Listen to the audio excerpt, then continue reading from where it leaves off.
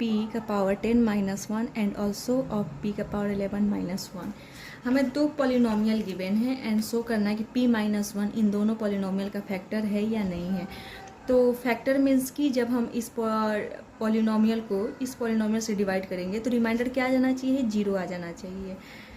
तो हम इन दोनों को डिवाइड करना है इससे, इसका मतलब ये दोनों क्या है, डिविडेंड है। तो हम डिवीजन एल्गोरिथम में पढ़े थे कि डिविडेंड को हम px या fx से डिनोट करते हैं एंड डिवाइजर को gx से डिनोट करते हैं। तो लेट इसको हम fp से डिनोट कर ले, बिकॉज यहाँ पर हमारा जो वेरिएबल है वो p है, इसीलिए हम fp से डिनोट कर लिया। अगर x रहता तो हम fx से डिनोट करते। यहाँ पर p है वेरिएबल, इसीलिए हम fp से डिनोट कर लिए। तो fp इक्वल टू p का पावर 10 माइनस 1 हो गया। एंड यहाँ पे हम देख रहे हैं कि p का पावर 11 माइनस 1 ये भी क्या है, डिविडेंड है। तो इसे भी हम sp से डिनोट कर लेते हैं, या किस कोई और भी वेरिएबल से हम चाहे तो डिनोट कर सकते हैं। सॉरी, वेरिएबल बोल रहे हैं, कोई और सिंबल से भी रिप्रेजेंट कर सकते हैं। तो यहाँ पर हमने sp से डिनोट कर दिया। तो ये क्या हो गया, p का पावर 11 माइनस 1 एंड gx क्या है, gp होगा ना, क्योंकि हमारा वेरिएबल p है। यहाँ पर gp equal to p minus 1 हो गया। तो यहाँ पर ये p माइनस 1 इन दोनों पॉलिनोमियल का फैक्टर है या नहीं है, इसको चेक करने का मतलब है कि सबसे पहले हम रिमाइंडर चेक कर लेते हैं। अगर रिमाइंडर 0 आ जा रहा है जब हम fp को डिवाइड करें p माइनस 1 से, तो अगर रिमाइंडर 0 आ जाएगा तो हम बोल देंगे कि p माइनस 1 क्या है, एक फैक्टर है p का पावर 10 माइनस 1 का। या अगर हम p 11 माइनस 1 को जब डिवाइड करेंगे p माइनस 1 से, तो अगर रिमाइंडर 0 आ गया तब भी हम क्या बोलेंगे कि ये दोनों p माइनस 1 इसका एक फैक्टर है। तो इसके लिए सबसे पहले हम डिवाइजर को 0 से इक्वेट कर लेंगे। तो gp equal to 0, it means कि p माइनस 1 इक्वल टू 0, क्योंकि gp की वैल्यू क्या है, p माइनस 1 है। तो यहाँ से p की एक वैल्यू फाइंड होगा। अब इस p की जो वैल्यू है उसे जब हम fp में पुट करेंगे तो वो क्या कहलाएगा, रिमाइंडर कहलाएगा। जब हम fp को डिवाइड करेंगे gp से, हम इसे लिख सकते हैं कि अगर हम fp को डिवाइड कर रहे हैं gp से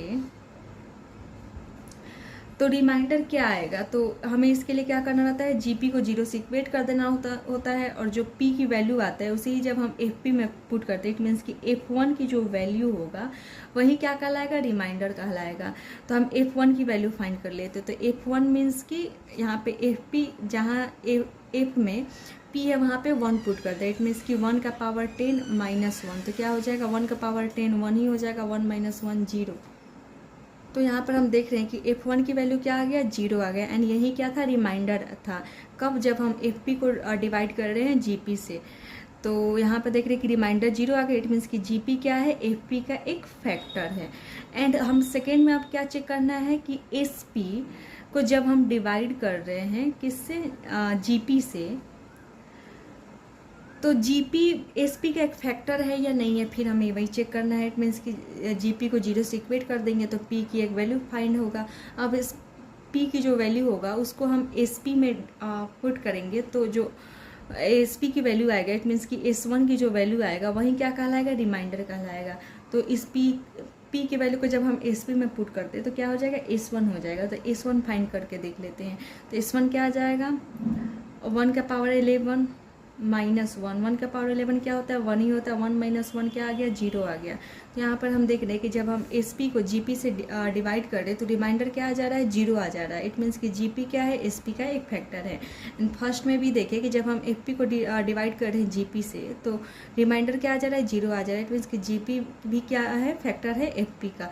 इट मीन्स कि gp क्या है, दोनों का ही फैक्टर है। तो वही gp इक्वल टू 0, तो p की वैल्यू 1 आ गया। By factor theorem gp will be a factor of fp and also sp if f1 equal to 0 and s1 equal to 0। gp fp and sp का factor तभी होगा जब f1 की भी वैल्यू 0 आए एंड s1 की भी वैल्यू 0 आए, बिकॉज ये दोनों के रिमाइंडर है। तो f1 कैलकुलेट किए तो 0 आ गया, s1 भी कैलकुलेट किए तो 0 आ गया।